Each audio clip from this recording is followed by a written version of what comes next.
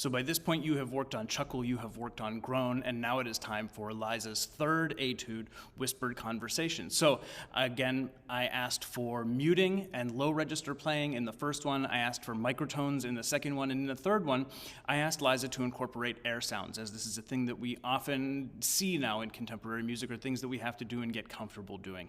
In addition, I asked her to sort of explore the space between the air sound and the pitch, and these kind of in-between sort of colors and these in-between ways of playing the trumpet. So, a few quick tips on this one.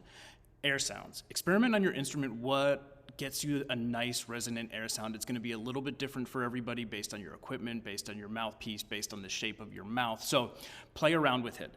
The diamond note heads. These are essentially whisper tones, so just the tiniest bit of pitch. I get these personally to work by articulating, using my tongue to get the air just kind of going, but really not supporting it with any air. So it's just these tiny little articulations.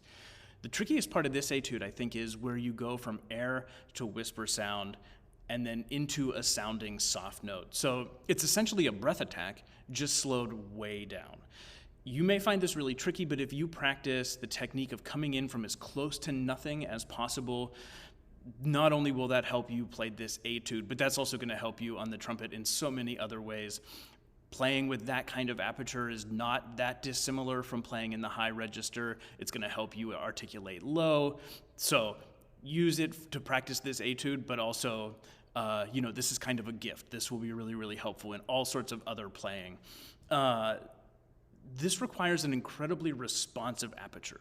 So a way to practice this, I think, is by going back and forth. I would set the metronome to 60, blow air very, very slowly through the horn for 3 beats, and then for the next 3 beats, just allow the lips to come together.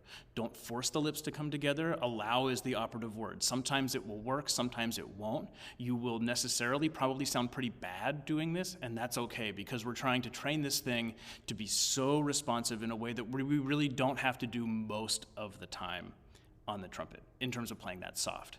How soft can you play? So I think if you did 2 or 3 minutes of this a day, I think you'll see the difference even in just a few days, both for this etude and in other aspects of your playing. So have fun with this one. I hope you had fun with the entire collection of Liza Sobel's etudes, and I hope these 3 have a life in the trumpet repertoire now. Thanks.